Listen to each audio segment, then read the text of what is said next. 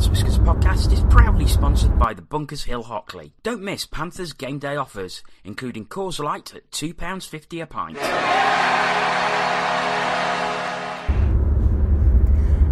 It's 2:45pm. We're on the A1, just by the Angel of the North, and it's another Cats Whiskers Carcast live.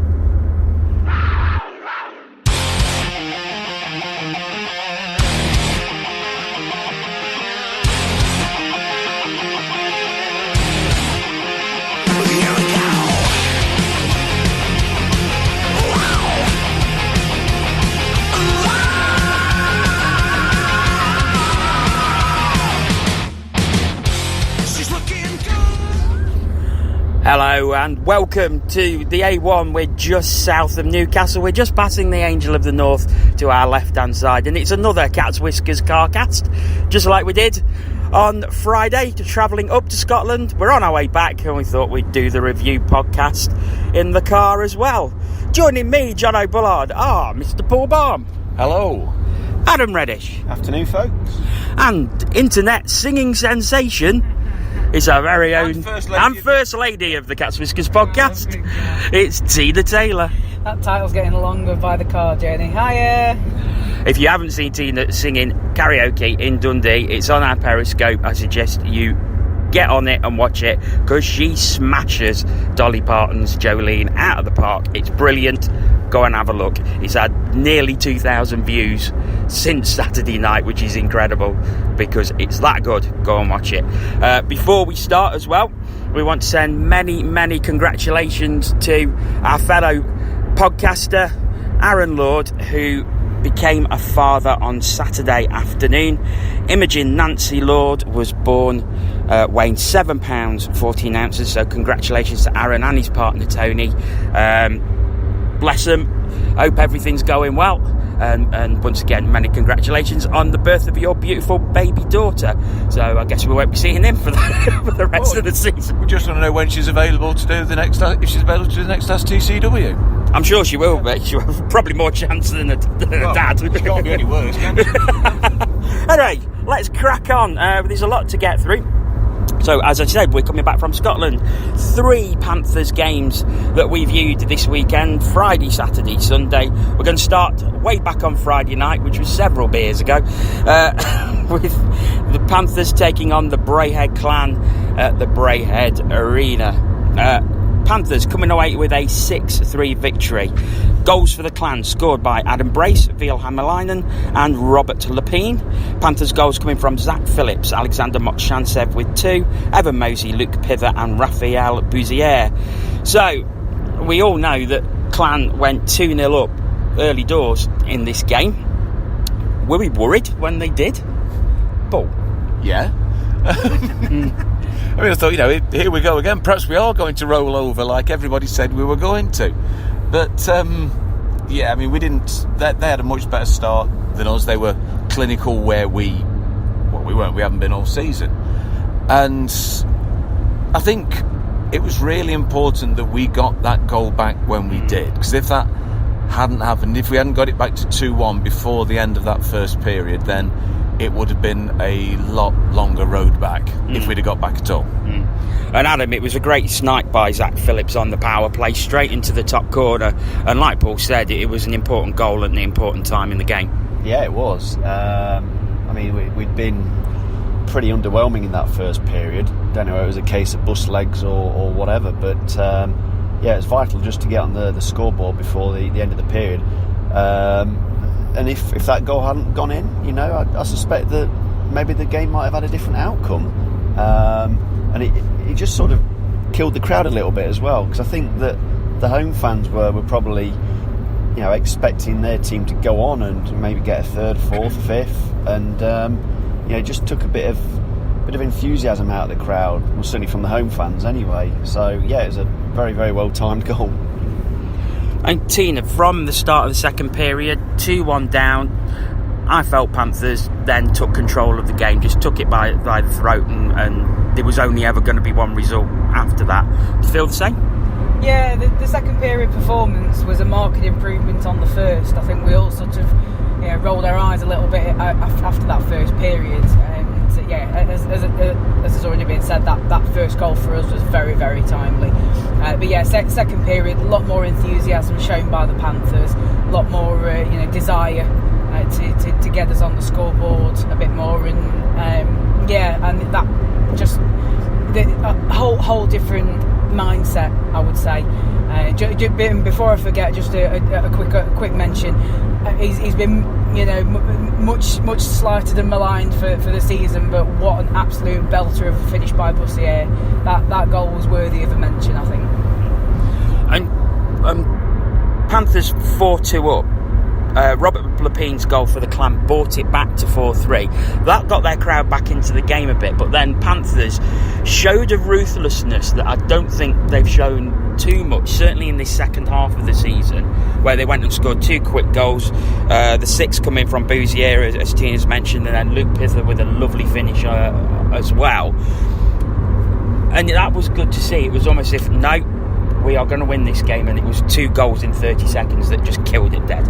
Yeah, it was. It was a, we went out at that point and, we made a statement, and that shut the game down. I mean, from there on in, it never looked like changing. I mean, especially, Tina's picked out the Bussier goal already, but that one of Pither's as well, where he picks the puck up after Delego has been blatantly trapped, and I know tripped even.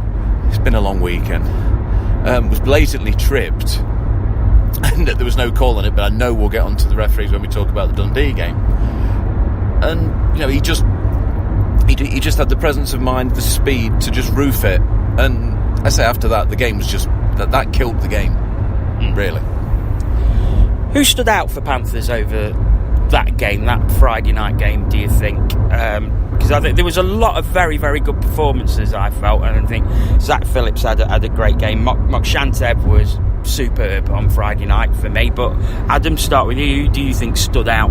I think Mokshantev. It seemed like a return to the Mokshantev of the early season, and whether that's because Clan gave him a bit more time on the puck, and he wasn't jostled or knocked about as much. He was able to control things.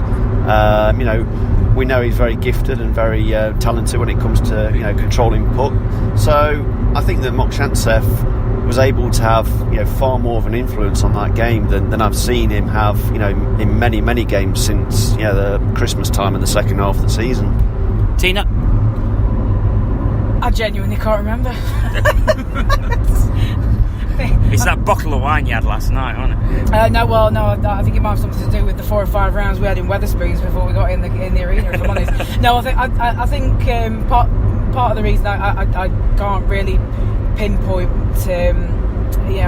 anybody in particular is because I've been on my Billy Bob doing Panthers Hockey Live all weekend, so a lot of my time has been spent looking at my phone screen, to be honest. But I think, as I say, the only thing that really Mokshantev's second goal, I think it was the one where he sort of toe drags it round and puts it through traffic, and Bussier's goal that I've already mentioned. I think that's a couple of moments that certainly stood out for me in the game. Paul? I think sort of the names that have been mentioned already, but I think it was, and this sounds really cheesy, but a really good team performance for once. They all dug in. There was nobody who stood out a huge amount, and there was nobody you'd say had a really particularly bad game. So it was good, really. Did Clan's performance surprise you, considering they still had that playoff place to play for? I thought, after first period aside where they went 2-0 up, I thought they just weren't in the game. They weren't at the races after that. No, not really. I mean, as soon as we got it back to 2-2, I don't think there was only ever one team that was going to win it, and that was the Panthers all the way. And the whole thing felt flat to me. The atmosphere, if they hadn't got the drum, I mean, I know we're not exactly ones to talk about atmosphere, but if they hadn't got the drummers in the corner and that was a full arena, it would have been, the atmosphere would have been really flat. It was really dead, and they didn't really lift their team. And you got to say the PA in there as well is terrible. You couldn't make out a word of half the time of what was being said. And so, how do you lift a crowd as the announcer or whatever when nobody actually knows what you're saying? Of course, there was a lot of conspiracy theories before the game, and I think it's something that we mentioned in the Ask TCW on Friday, that Panthers were going to roll over. That certainly didn't happen, and those who were saying that Panthers were going to roll over were left to look pretty daft with a bit of egg on their face. Absolutely. I think we know a few individuals who are quite vocal on Twitter in the days leading up to Friday's game, who, as you say, have now got quite sizable amounts of egg on their face. But I think in general it was a good sort of character performance by Panthers, because I didn't really have expectations that Panthers would put in such a committed performance on Friday night. I mean, it was great that we did, and I was a bit concerned after the first period, obviously, because we found ourselves down. But to turn the game around, I thought showed a lot of character from the players. When in essence, there's probably more on it for Clan to get the win than there is for us. I know playoff positions are up for grabs against different teams, but Clan needed that win to actually make the playoffs full stop, and it just seemed that they didn't really have any idea about what to do when we started to turn the game around, and we were a bit more aggressive in the second and third periods. And as Paul said, when it got to 2-2, the Clan just looked like they're a bit of a busted flush. They ran out of ideas, and whether it was the nerves of playing in front of a full crowd, and they'd all turned up with the expectation that the Clan would just easily breeze aside a team that's already qualified for the playoffs, I don't know. Maybe it's just that the Clan aren't a very good hockey club this year. I think that the table would probably suggest that, and looking at some of the comments from their fans on Twitter over the weekend, I don't think they've got particularly much love or much time for many of the players on the Clan roster this year. So but it was good to see Panthers put the effort in and silence some of those doubters in the world of Twitter. Okay, we will leave Panthers against Clan there. If you want to get in touch with us while we are on air, you can do, of course. It's at Cats Whiskers TV on Twitter. If you was in Scotland or you're travelling back and you want to shout out, just let us know. Or if you want to leave your comments on Twitter about what you thought of the weekend, please do. We would love to hear from you while we are here on the road. Saturday night, Panthers travelling to Dundee to take on the Stars. Panthers coming away with a 4-3 victory this time. Stars goals coming from Mark Oliver Minar, Johan Anderson and Anthony Mastro Di Casa. Panthers goals coming from Mike Vasquivo, Luke Pither, Evan Mosey and Mark Delago. Now, something that was a theme of Saturday night, especially those who were sat next to me, was I wasn't exactly impressed with the officiating, but what were your guys' thoughts on it? And just to give a little stat, the Stars had 8 power plays to Panthers 1. So, Paul. Yeah, if anybody used to watch the TV shows that we used to do, and me and John are always stood the same way round. I've had to move to the other side now because I'm deaf in that ear because of him shouting at the referees. But quite frankly, they were abysmal.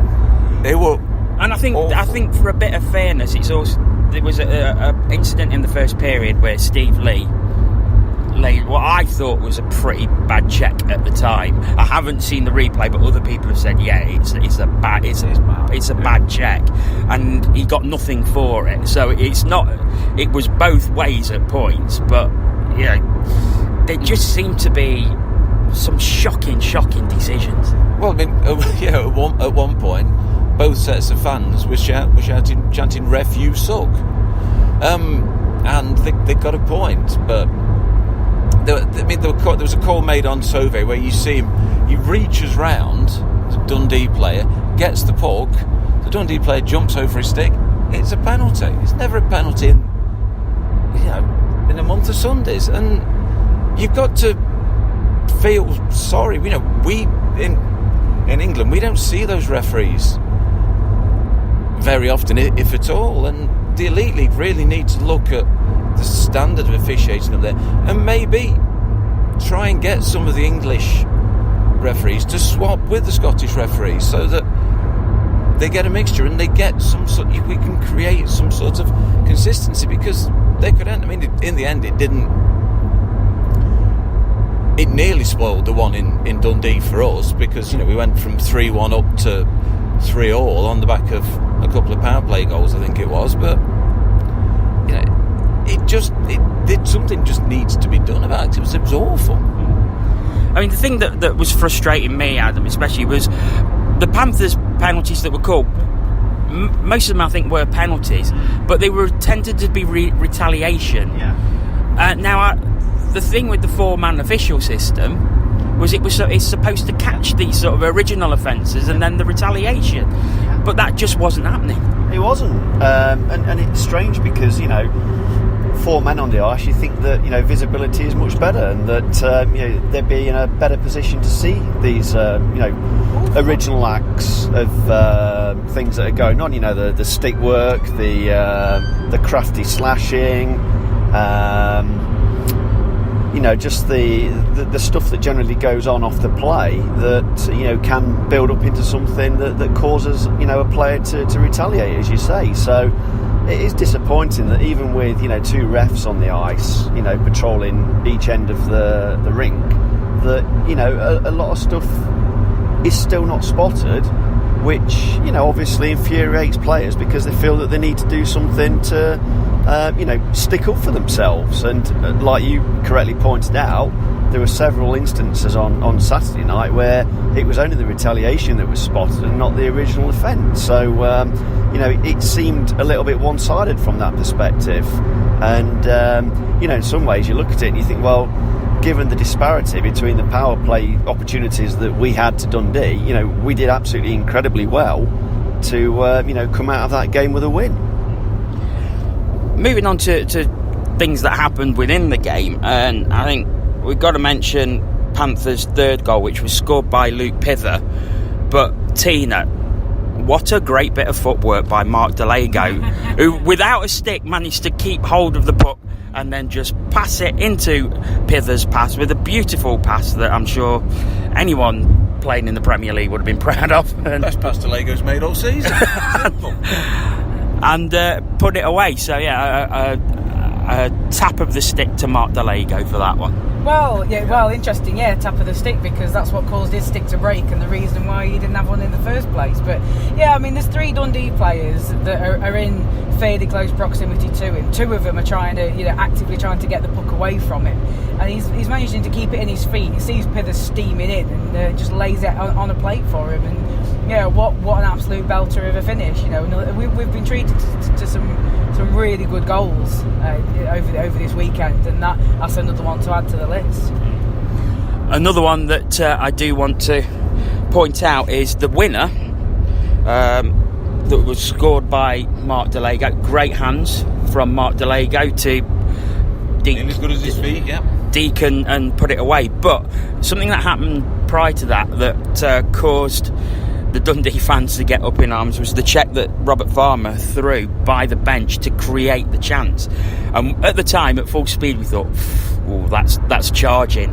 Having watched the replay, it's actually a perfect check, legal, fair, hard, but he glides in, he doesn't run in, and that was great intelligent play by Robert Farmer. It was a great play, a great check, and as you say, we watched the highlights, we've watched the replays of it on there, and he is coasting. He is not still skating, he's just gliding in. But he hits him like a steam train. The best thing is, he's then going for a change, but he hasn't got off the ice when Delago scores. So I was sort of looking at the play, look back at the bench, and he's still on the ice, but he's been hugged by 3 or 4 of our players who are on the bench, and I was like, you don't see that very often. But great, yeah. And the thing is that it was overall a good game. I mean, you think about it, Dundee 11th place had nothing really to play for but pride, but they got a decent crowd in for their final home game of the season, and they gave it everything. Yeah, they did. I mean, that was the busiest I've seen that building. I've been to that rink probably 4 or 5 times, and quite clearly the biggest crowd that's been in the building for a Panthers game that I've seen there. So, and it did generate a good atmosphere. You know, it was a noisy crowd. There was noise pretty much throughout the whole of the game, and it was pride on the part of the Dundee players. I mean, they had nothing to play for really. They were out of playoff contention, but I think they probably responded to seeing a nice full crowd in their rink, and wanted to maybe send the fans off into the summer break with a good performance to remind them from. So yeah, it was a good game. It had everything that you wanted a game to have. You had interesting officiating, you had some great goals, you had some big hits, you had Tina singing great songs in the bar after the game. So it was an enjoyable evening all in. Yeah, I mean, I just wanted to say something on that point that Adam's just made. I earlier in the season, I did have a bit of a whinge regarding Dundee's attendances and how much potential they have with the rink that they've got, because it's a nice rink. It's you could be getting some good crowds in there and generating some revenue for your team, basically. But Dundee have had something of a turnaround this season, and it seems to have been the second half of the season the attendances have absolutely rocketed. They've doubled and then some, and it creates a great atmosphere in the building.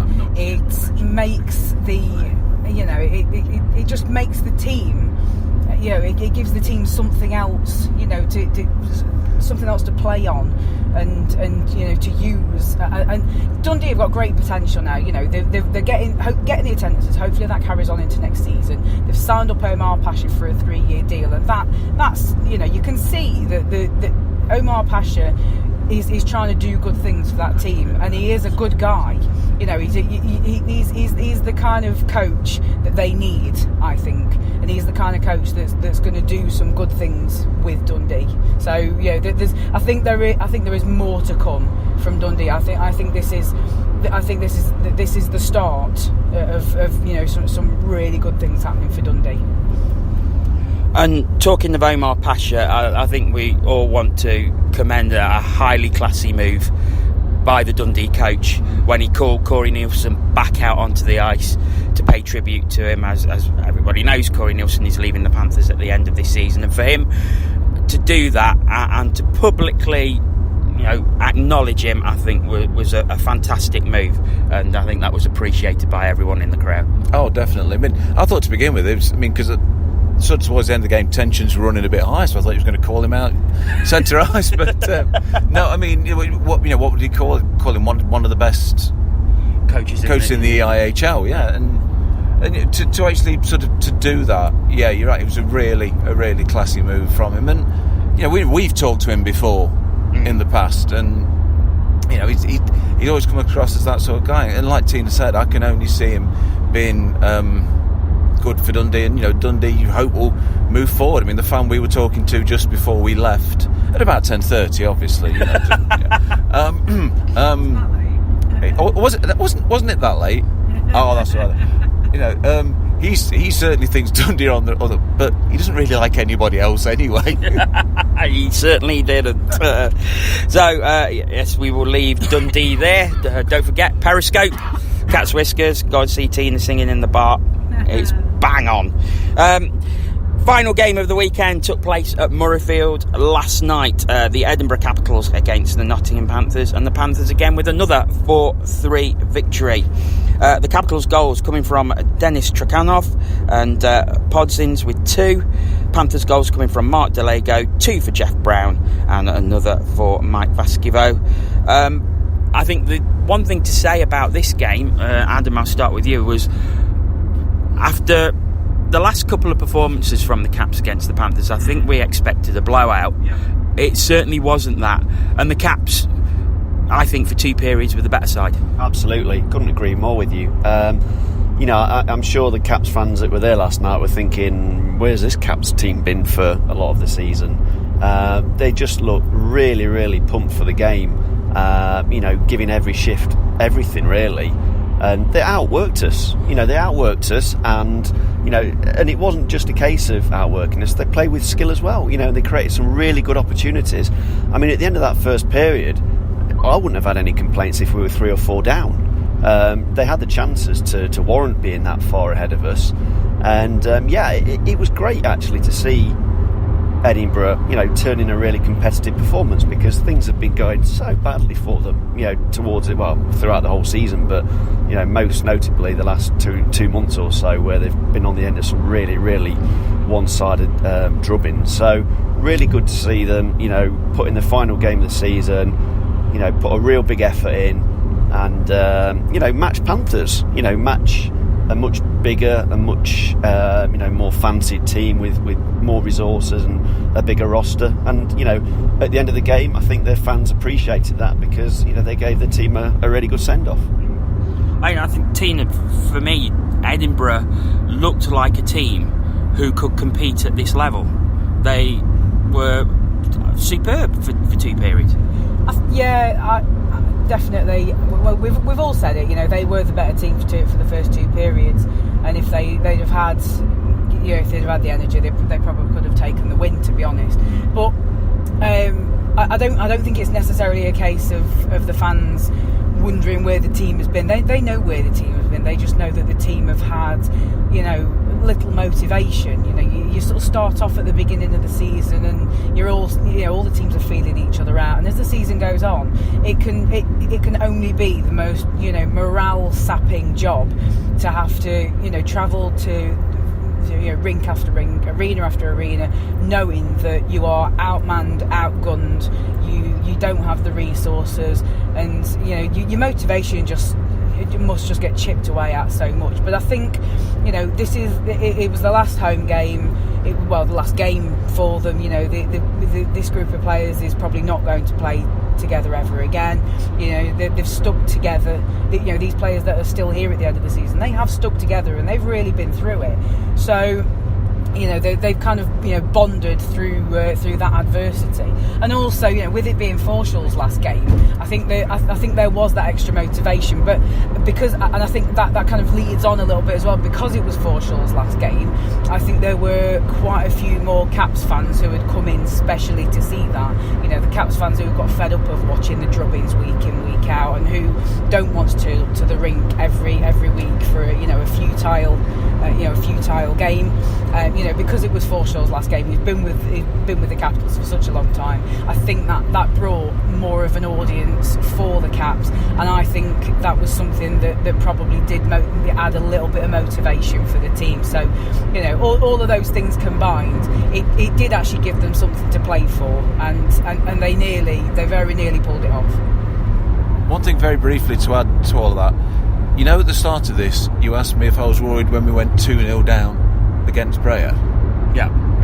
I certainly was when we went 2-0 down against Capitals, because it could have been 5 or 6 if we hadn't have played Garnet. We all thought this is a shoe-in for a game Gospel will play, but Nielsen in a way ended up pulling a blinder.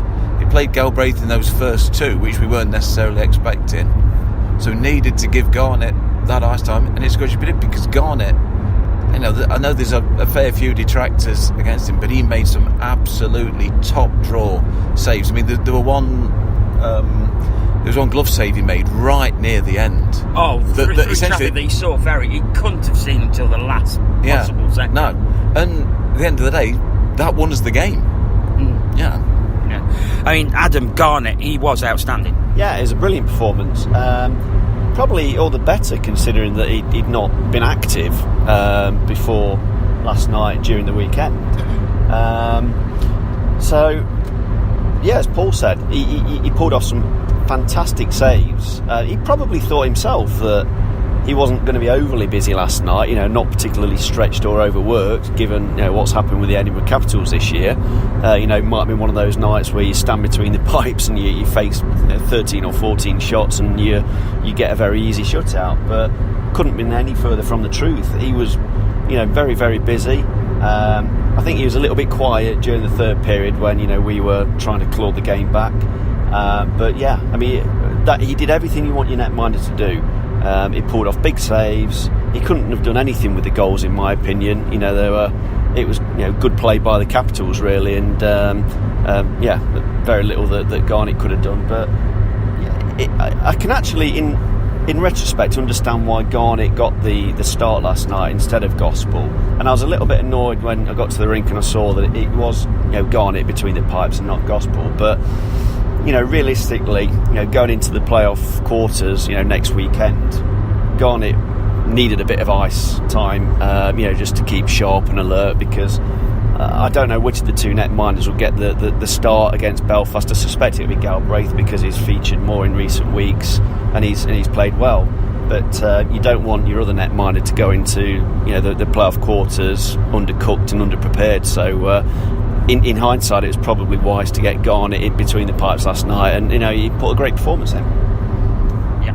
So that ends the regular season for the Panthers, who finished 4th with 71 points, 14 points behind the champions, the Cardiff Devils, level on points with the Sheffield Steelers in 3rd, who are 3rd courtesy of having more regulation wins, and 4 points behind Manchester Storm in 2nd place. However, something we was discussing a little earlier, just 3 points separating 3rd to 7th in the Elite League, and that's incredible, really.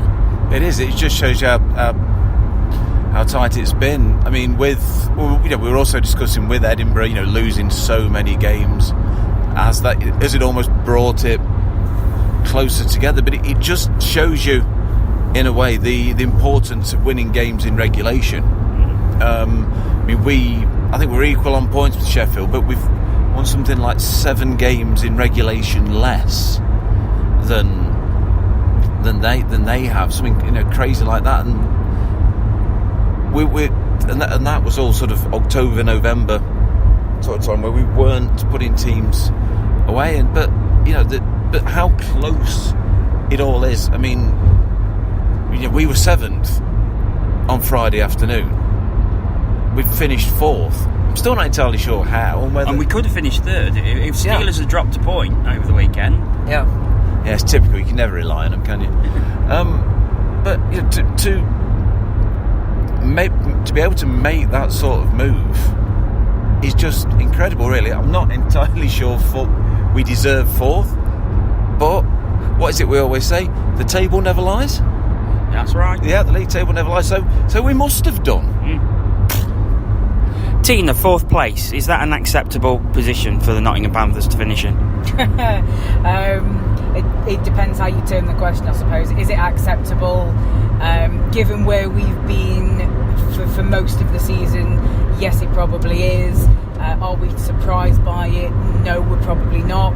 Is it acceptable to the wider fan base, and more specifically the longer standing fan base? No, absolutely not. 4th is absolutely not good enough. So yes, fine, we've salvaged maybe a little bit of pride, but 4th is miraculously mid-table, miraculously mediocre, and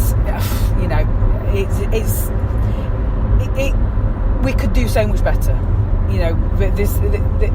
For a team of our size and standing and resources and such, we probably should be doing better. But if you look at our record, it's probably about right. If you want to see a few stats as well, we had a message earlier. At Panthers Emma on Twitter has done a load of statistics, sort of cross-comparing the conference and balancing the conference results as if it was just a normal 56-game season. So they're well worth having a look at. There's loads and loads of info. So for all you stats buffs out there, you will love that. So at Panthers Emma on Twitter, go and have a look at those. Okay, moving on to Player of the Week. Paul, over to you. In 3rd place, it was actually a tie between Jeff Brown and Alexander Mokshantsev. In 2nd place was Luth Pither. And just in 1st place, yet again, was Patrick Galbraith. Patrick Galbraith, quite easily the record holder when it comes to Panthers Player of the Week titles this season, so congratulations to him once again. Before we move on to the other Elite League results and news, and also the playoff quarterfinals, where we've got a couple of tweets come in, so Mr. Balm, I will go back over to you again. Have we? Alright. Got Chris Lovell, who wants us to send him help and pints. I'm sorry, there are no pints left. But we drunk them all. Yes, it's alright, he'll be happier on Sunday. And just sort of linking into another one, something we're going to talk about now, because I've decided we are. Tina, stop looking at those stats, you're supposed to be driving. And we've got Ben Palmer asking, what do you make of all this new era noise? And he wishes us a safe journey, so thank you, Ben. We're doing all right so far, but Tina really has to stop looking at those stats. And this, I think, has come out. You know, this new era message, short video that the club have put out for the 27th of March tomorrow. I mean, we talked about it on Friday. About I'm not convinced. I wasn't convinced it was a coaching announcement. Everybody else was. And now it looks like it's not going. Now it's not like it's. Well, there's two things. One, the team have said that they're interviewing more this week. They've had they've had hundreds of CVs across the desk. But the video has been changed. The video was changed, I think, last night. Put out again. So all the bits of people like Cam Jansen lifting a trophy have been replaced. It's all pictures of Corey Nielsen. So changing the video would make that look like it was a coaching announcement. But the statement today makes it look like it isn't a coaching announcement. So, what do the rest of us think? Well, I know I completely poo-pooed the sponsor thing, but the only thing I can think it's be is a sponsor's announcement, which I still don't think it is, because there wouldn't be all this hype for a title sponsor now. I'm sorry, but it just wouldn't be. Panthers would do that. I disagree. I think it's too much hype for a sponsor announcement. The only thing that's left is a new GM, and I think that's the only thing I can think it can be. Is it Corey moving upstairs? Possibly. That's why he's featured. It's possible. I mean, all will be revealed tomorrow, and I'm sure there'll be masses and masses of speculation before then. But you know. We will have to wait and see, but I mean it's intriguing, and I think it's very interesting that they've either put out that news article about interviews. Sorry, my wife's trying to ring me while I'm in the middle of a podcast. Nice to see she listens. That's some insider information. But sorry, I've completely lost my thread there. I'm going to. Yeah. So the thing is it to throw people off the scent of a coaching announcement? I don't think so. So the only realistic thing for me is it's a change in some sort of management, be that a new GM or a new owner possibly. I can't see that, if I'm honest, but we shall see. I mean, it could be. Maybe they're going to launch a new film. Possibly. Yeah, but that wouldn't fit in with the new era and that narrative. Guys, anything to add from you? Because it's really thrown everything up in the air. Yeah, I think your sort of summary of what it could be was very, very accurate and spot on. I'd be disappointed, as I said on Friday, if for how much hype and media exposure they've given it, that it was simply a change in a title sponsor, because sponsors don't correlate to eras, in my opinion. Well, it shouldn't do anyway. So if you discount that, I think you've sort of hit the nail on the head with what the remaining options might be. Maybe it could be a massive curveball. Perhaps we won't be playing in black and gold anymore. I don't know. That's an outside bet for what the news might be tomorrow. But yeah, could be a new GM.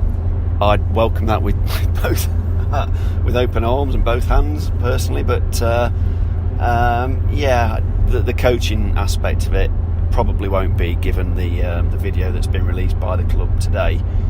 So that one will be put on the back burner, and it's probably a good thing, actually. I mean, if CVs are flooding in, as the Panthers say, and we have to take them at face value on that, then you want to look at the whole range of people that have expressed an interest in the job, rather than just making quite a snap decision and limiting the scope of the candidates that might want that job. So I'm still none the wiser, having spoken for about 2 minutes there about what it could be, unfortunately. Yeah, well, I mean, new era. It indicates something with a fair bit of substance and longevity. So you are looking at coach, GM, or let's throw this one to the mix, owner. While we're busy speculating, it's got to be something. If you're going to use words, phrases like new era, it's got to be something with that sort of substance. We know the coach is leaving, the GM's been around forever, the owner has been our owner 20 years. for a very long time. So if you're gonna throw phrases like that around, it's got to be something significant, and that's that's the significant options as far as I'm concerned.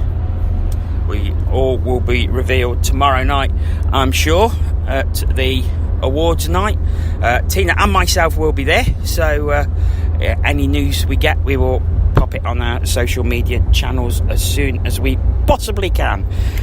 Okay, moving on to the rest of the Elite League, and of course it was the final weekend of the regular season, so the playoff party is sorted out. On Saturday, the Guildford Flames beat the Brayhead Clan by 3-1, ensuring that the Coventry Blaze, who beat the Manchester Storm 7-4, would take that final playoff spot in 8th place.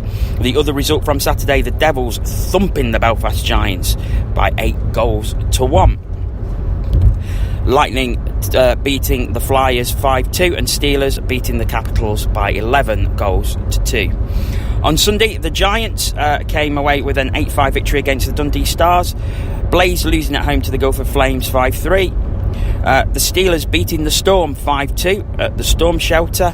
And the Cardiff Devils rounding off their magnificent league season with a 7-3 victory over the Milton Keynes Lightning. So that means Clan miss out on the playoffs. Coventry take that place. So the playoff quarterfinals look like this. The Cardiff Devils will take on the Coventry Blaze. The Manchester Storm will take on the Fife Flyers. Sheffield Steelers play the Guildford Flames, and the Nottingham Panthers will play the Belfast Giants. We'll come on to that a little later, but first the other quarterfinals. So Cardiff Devils against Coventry Blaze. Paul, can you see any chance of Blaze getting through that? Well, there's always a chance, but no. Adam, Blaze, to be fair, some really good form towards the end of the season to secure that playoff place. So, yeah, I mean, putting the form into the equation, I agree. They have picked up their form in recent weeks to make that 8th spot, but Cardiff, I think, have got too much quality on their roster, and Cardiff had a little lull, didn't they, a couple of weeks ago, after they'd secured the league, but they've come back with 15 goals in 2 games this week. I was just about to say they've certainly got out of their very, very mini slump, and showed the rest of the league what they're all about again. So they're coming into the playoff quarters fixture with Coventry in renewed form, and they know where the net is again. On to the next one, which is the Manchester Storm against the Fife Flyers, 2nd against 7th. Interesting that the Storm lost both games this weekend, but the Fife aren't on a great run of form themselves either. But I think if there is going to be a potential shock, I think this could be the one. I'm not convinced it would be a shock as such, because there's potential for that particular series to go either way. As we all know, Fife is a difficult building to go to, and although Manchester finished the season comfortably in 2nd, they could still go a cropper up at Fife Ice Rink. So I don't think it would be a shock. I think Fife are probably crossing their fingers pretty hard that Isles is going to be back and fit and healthy, because Jordan Miles done a pretty good job filling in for him while he's been injured, but ultimately that has coincided with Fife's poor run of form. So they're probably looking to get Isles back, and it's doable. As I say, for me personally, if Fife were to go through, I wouldn't find that particularly shocking.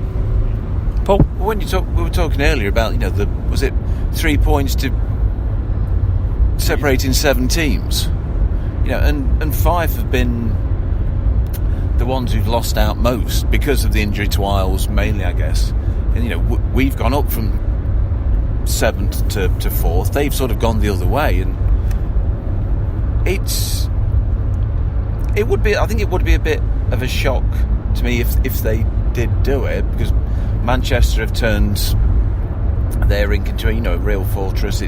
It's 2 very idiosyncratic places that the teams are playing out of, compared to your normal rings. You wouldn't really call Fife a normal rink anymore, and Manchester, the same. So both teams have been playing well in their own building, so it could be very tight.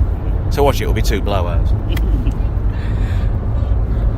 The next one is the Sheffield Steelers against the Guildford Flames. Now, interesting one going into this is that the Sheffield Steelers have started Brad Day in their last 3 games. So does that suggest that there may be an injury to Irvin's Mustikovs?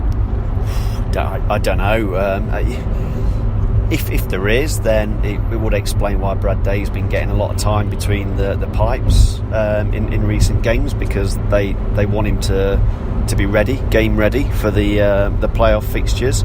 I don't know. Is there any talk on social media about Mustikovs picking up a knock? But for me, it seems strange to keep Mustikovs out the last 3 games, building up to the playoffs. I always think it's odd to not go with your first choice netminder in those last few games before you get to the playoff quarters, because you want your netminder to be sharp and you want your netminder to be ready. And if Sheffield have chosen voluntarily to take Mustikovs out of the games, the last 3 games, to give Brad Day a bit of game time, then they put Mustikovs back in for the Guildford fixture, then is Mustikovs going to be at his optimal performance levels? It's questionable, isn't it? So perhaps there is a suggestion there that Mustikovs isn't 100% in health and's got some sort of knock, but I guess we'll just have to wait and see, won't we, and see who skates out when Sheffield play Guildford. Tina, Guildford is a tall order because Steelers are always going to be difficult to beat, but I've seen a lot of noise from Sheffield fans since last night, because Sheffield have decided to play the first leg at home rather than the second leg, so they will be at home on Saturday night, Guildford getting the second leg. And I suppose it's because Sheffield then don't have to do 2 lots of travel, but do you think that's the correct decision?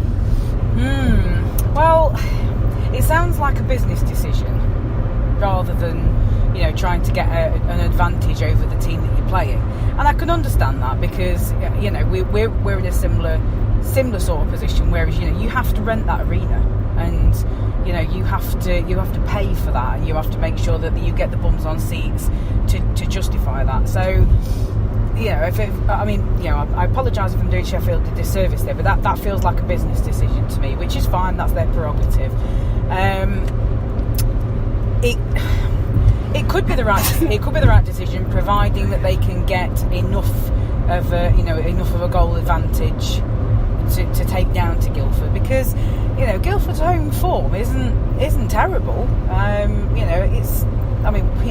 We came a cropper down there, so I suppose really it gives Guildford a bit of a boost, really, because they know that whatever happens in Sheffield Arena, it's then in their hands. They have that little bit of a moral advantage, a bit of they've got the home crowd in the second leg. So as long as they can keep it to a modest scoreline up at Sheffield, I think they're going to be quite buoyed by that. So yeah, that's interesting. I didn't know that they'd done that until you said that, and that's very, very strange. But if it works for them, then it's going to be a win-win situation for them. As in they're going to win the game, and they'll have a Saturday night games worth of takings, to pay for the arena. So it's probably not something I would have liked to have seen us do, but we'll see, won't we? I suppose it's strange. And that leaves us with one more, which is the Panthers taking on the Giants, 4th against 5th. Friday at the SSE Arena in Belfast, and on Sunday at the NIC with a 7pm face-off, an unusual face-off time for a Sunday. But Paul, do you think that's a wise decision? Because I think Panthers have pulled a bit of a blinder here. They've managed to get the second leg at home through finishing higher, but also had that day's gap. So they can probably stay overnight in Belfast on Friday night, travel back at their leisure on Saturday, and then have all day Sunday to get ready for the game. Yeah, it's it looks that way, doesn't it? I mean, obviously it also gives Belfast the chance to do something very similar. But yeah, it does look like that, and it's interesting. We're just talking about Sheffield swapping things out, which seems like a very Nottingham Panthers thing to do, and then we've gone and done this, which is to eschew the Saturday night, to maybe give us that extra chance. I still think this will probably be. It's a tough fixture for us, but it's fourth against 5th. That should always be the closest set, really. You shouldn't look at it and think, I think we're going to struggle. I mean, yes, we've just won 4. We have now 4 games in a row. We're at 11 points out of our last 12 available. Wow, yeah. But with all due respect, a lot of those were against teams at the sort of lower reaches of the leagues. But we've just got to. We know how well we can play. We've seen how well we can play. We go out and put a performance, a CHL level performance out there, and then it will give us a great chance. But we know what we've got to do. We know what we can do. We've just now got to do it. Adam, Belfast have had our number pretty much all season. They put us out of the Challenge Cup at the semi-final stage. On past results, you've got to probably say advantage Belfast. Yeah, I think so at this stage. Belfast have got a lot of offence in their roster. They've got some very skillful guys who can put up big numbers. Probably an area that Panthers have struggled on throughout the course of the season is scoring goals. We just haven't done it enough, hence where we are in the league. But as Paul said, 4th and 5th should always be the closest matchup. I just hope that Panthers don't go into that sort of first leg thinking that they want to try and close up and shut shop, because we've seen before this season that when we go into games with a sort of mindset to try and defend and keep the opposition off the scoreboard, it sort of backfires and ends badly for us. So I think we need to go into the game on Friday with confidence. We have picked up quite a few points in recent weeks, albeit against teams that might not be the strongest in the Elite League, but we need to sort of channel that spirit that we saw in the first few months of the season, because the players are good players. I mean, December was an absolute aberration, and it took us a while to sort ourselves out in 2018, but we know that these players have got good performances in them. You know, they are skillful players, and you know, if we can get back to something resembling the level of performance that we got in the CHL campaign, then, you know, on paper we should have enough to beat Belfast over 2 legs. But you know, that inconsistency that we've shown all through the season could well be something that goes against us. And I know Belfast have found it difficult of late after winning the Challenge Cup. You know, their league form has been erratic in the closing games of the season, so it is probably the most difficult fixture, well, maybe other than Cardiff and Coventry, to call. Well, actually, no, that one's a simple one. I just realised what I said. But it will be the trickiest fixture, I think, to try and predict the outcome of. I mean, don't get me wrong, I really hope Panthers do it and we can progress through to the finals weekend, but it's going to be close. Yeah, I mean, one thing we can't afford to do is give up leads like we have been doing. Well, I mean, look at this weekend. 2-0 down against Prayhead, 1-0 down against Dundee, 2-0 down against Edinburgh. Okay, we came back and won all of those. It's a different. This is playoff hockey now. This is a different situation. I'm not saying, you know, the tie's over if we go a goal down or whatever, but it's almost like, I mean, especially the Prayhead game. We had the pressure, but we just weren't clinical enough, and we've got to do that, because you give Belfast a chance like that to go up 2-0 up like that, they're going to take it, and then they've got the ability to then keep going, and at that point we're in trouble. Tina? Yeah, I mean, for me, this one is a similar story to what I just said about Guildford and Sheffield.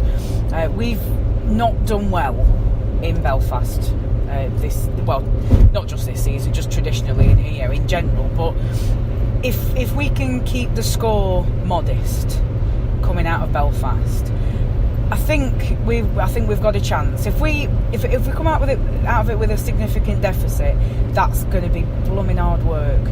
But if it's, you know, maybe a goal, 2 goals down, you know, bringing that back over to Nottingham, it is possible. It is possible. But yeah, it is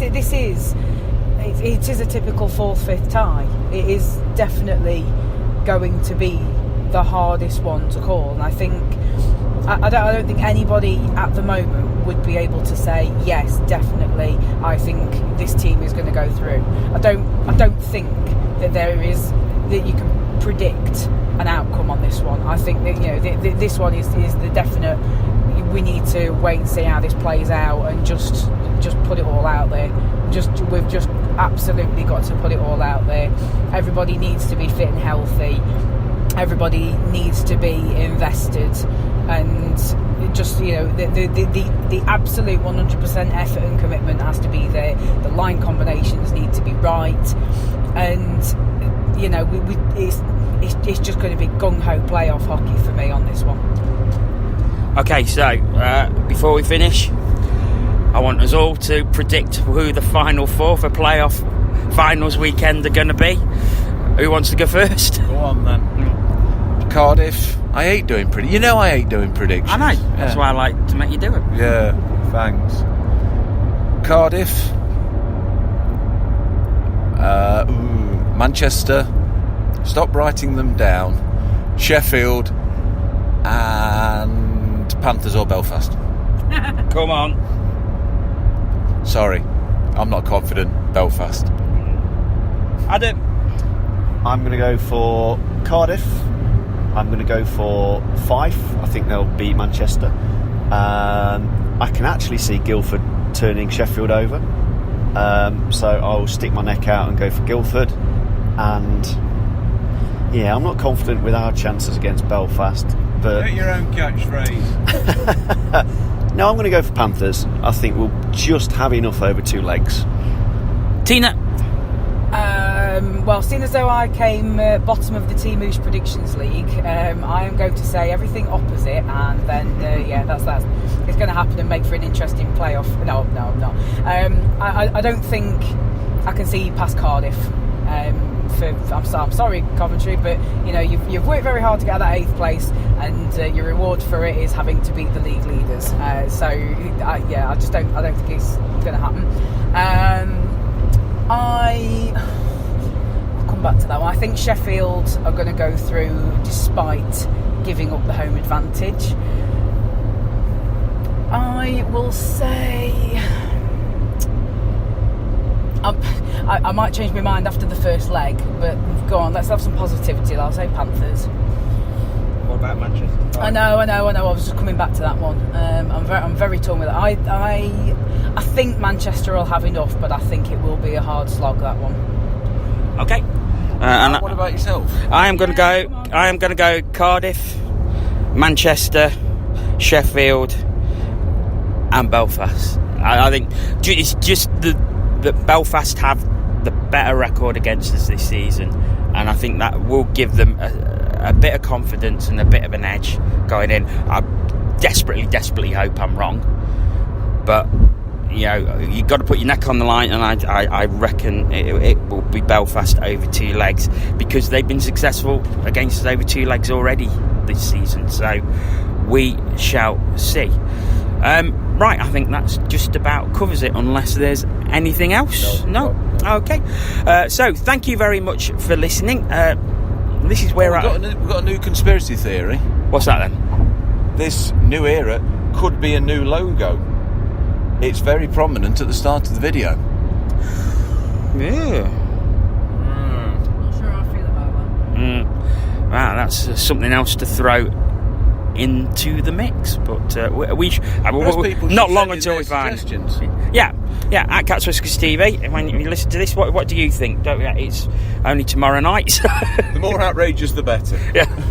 So we will leave it there. So thank you very much for listening to both our Carcasts that we've done on the way up on Friday and on the way back down today. This is where I sign off for the season, because I will not be taking part in another Cats Whiskers for the rest of this season, because I'm going to Estonia next Saturday, so I'm missing everything. It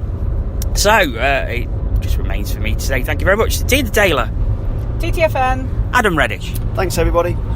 Balm. Thank you. Goodbye.